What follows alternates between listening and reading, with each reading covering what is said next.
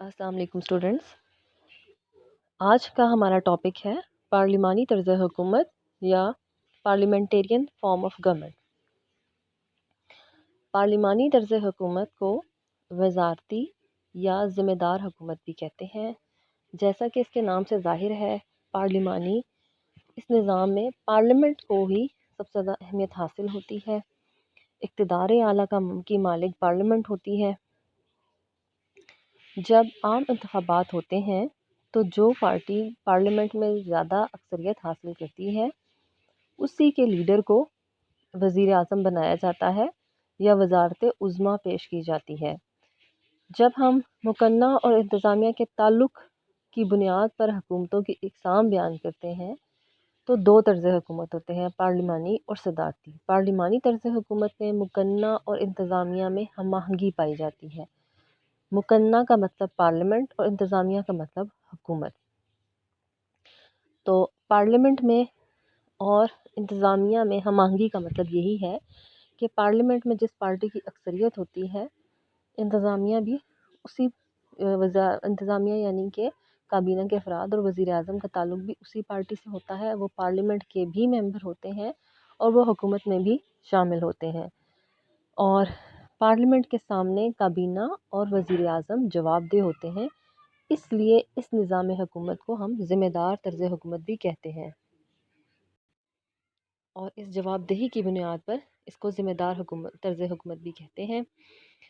اس طرز حکومت میں صدر کے پاس اختیارات برائے نام ہوتے ہیں۔ صدر، یا جیسے کہ برطانیہ میں پارلیمانی نظام ہے تو وہاں صدر کا عہدہ نہیں ہے، وہاں پر بادشاہ یا ملکہ ہوتے ہیں، تو وہاں کی ملکہ کے پاس بھی برائے نام اختیارات ہیں، اور وہ صرف ریاست کی سربراہ ہوتی ہے اور برائے نام سربراہ ہوتی ہے، اور اصل اختیارات کے مالک وزیر اعظم، پارلیمنٹ اور کابینہ ہوتے ہیں۔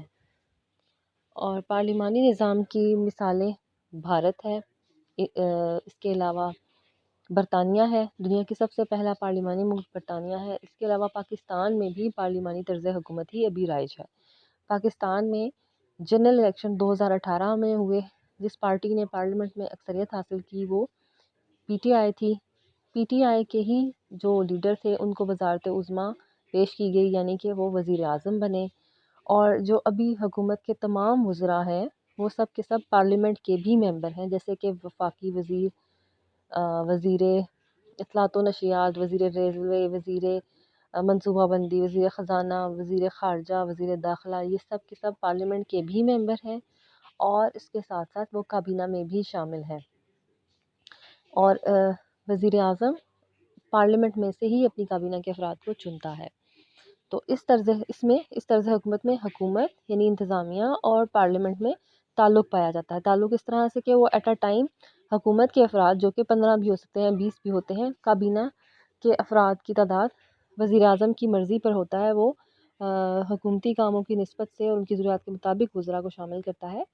کچھ محکمے لازمی طور پر شامل کرتا ہے، کچھ وہ وزراء کو اپنے ساتھ شامل کرتا ہے، اور یہ تمام کے تمام لوگ پارلیمنٹ کے بھی ممبر ہوتے ہیں، اور پارلیمنٹ کے ممبر کی حیثیت سے وہ ایز پارلیمنٹیرین بھی پارلیمنٹ کے اجلاسوں میں شریک ہوتے ہیں، اور حکومتی کاموں کے حوالے سے پارلیمنٹ کے سامنے جواب دہ بھی ہوتے ہیں۔ پارلیمانی طرز حکومت کی جو سیلینٹ فیچرز ہیں یا اس کی جو مین کی خصوصیات ہیں وہ یہ ہیں کہ اس طرز حکومت میں سب سے زیادہ برتری حکومت کے تینوں شعبوں میں سے مقننہ یعنی کو حاصل ہوتی ہے، اسی لیے اس طرز حکومت کو پارلیمانی طرز حکومت کہتے ہیں۔ اس طرز حکومت میں جو سربراہ مملکت یعنی ریاست کا سربراہ ہے، چاہے وہ موروثی ہو جیسا کہ برطانیہ میں ہے جو کہ بادشاہ یا ملکہ ہوتی ہے، یا پھر وہ اس کا انتخاب کیا جائے جیسے کہ صدر ہو، جیسے کہ بھارت اور پاکستان میں ہے، وہ ایک خاص مقررہ میعاد کے لیے منتخب ہوتے ہیں۔ اگر وہ صدر ہو اور موروثی ہو تو وہ نسل در نسل بادشاہت کے عہدے پر فائز رہتے ہیں۔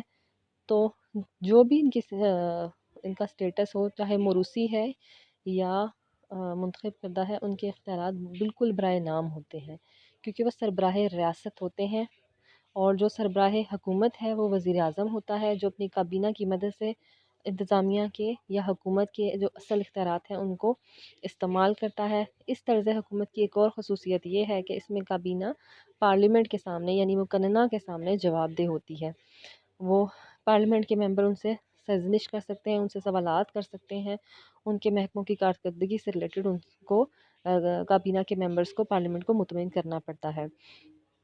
پارلیمانی طرز حکومت میں مقننہ اور انتظامیہ میں ہم آہنگی پائی جاتی ہے، جو کہ میں آلریڈی آپ کو ایکسپلین کر چکی ہوں کہ جو انتظامیہ کے سربراہ ہیں جن کے پاس مختلف محکمے ہوتے ہیں، وہ ان کے ساتھ ساتھ پارلیمنٹ کے بھی ممبر ہوتے ہیں۔ پارلیمنٹ میں اس وقت پاکستان کی پارلیمنٹ میں 342 ممبرز ہیں، اس میں کابینہ کے جو 20 افراد ہیں وہ بھی شامل ہیں، اور وہ کابینہ کے افراد ہونے کے ساتھ ساتھ حکومت سنبھالے ہوئے ہیں، اور اس کے ساتھ ساتھ پارلیمنٹ کے بھی ممبر ہیں۔ اور اس طرز حکومت میں تقسیم اختیارات کا کوئی عمل دخل نہیں ہوتا، یعنی مقننہ اور انتظامیہ الگ الگ ہو کر کام نہیں کرتے، اور کابینہ کے سارے وزراء مشترکہ طور پر بھی پارلیمنٹ کے سامنے جواب دہ ہوتے ہیں۔ مشترکہ ذمہ داری کا اصول پارلیمانی طرز حکومت کی ایک خصوصیت ہے۔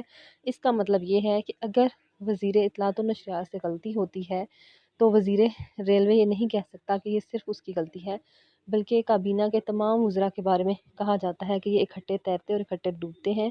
ایک وزیر کی اچھی پرفارمنس کا کریڈٹ پوری کابینہ لیتی ہے، اور ایک وزیر کی غلطی کا خمیازہ پوری کابینہ کو بھی بھگتنا پڑتا ہے، کیونکہ اگر ایک وزیر کے خلاف عدم اعتماد کی تحریک پاس ہو جائے تو ساری کابینہ کو استعفیٰ دینا پڑتا ہے۔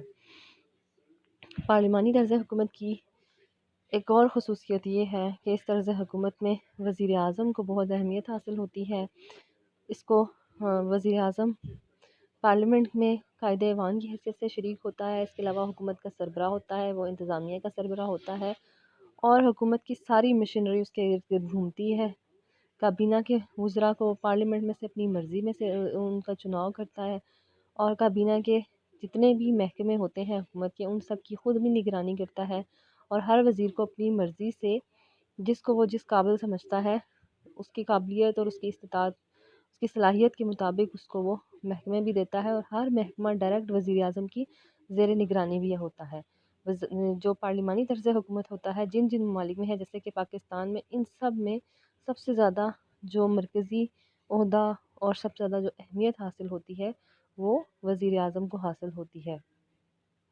اس طرح ہم پارلیمانی طرز حکومت ایک ایسے فارم آف گورنمنٹ کو کہتے ہیں جس میں مقننہ اور انتظامیہ میں ہم آہنگی پائی جاتی ہے۔ پارلیمنٹ کے سامنے تمام وزراء جواب دہ ہوتے ہیں، اور وہ اس وقت تک اپنے عہدوں پر فائز رہتے ہیں جب تک کہ پارلیمنٹ کی اکثریت کو ان کو اعتماد حاصل ہوتا ہے۔ اگر پارلیمنٹ کسی وزیر کی کارکردگی سے سیٹسفائیڈ نہ ہو تو پارلیمنٹ اس کے خلاف عدم اعتماد کی تحریک منظور کر کے اس کو اس کے عہدے سے ہٹا سکتی ہے، اور اگر کابینہ کے کسی ایک وزیر کے خلاف عدم اعتماد کی تحریک منظور ہو جائے تو پوری کابینہ وزیر اعظم سمیت مستعفی ہو جاتی ہے۔ اسی طرح وزیر اعظم کے خلاف بھی ووٹ آف نو کانفیڈنس پاس کر کے ان کو اس کے عہدے سے الگ کیا جا سکتا ہے۔ یہ پارلیمانی طرز حکومت کے سیلینٹ فیچرز ہیں۔ اب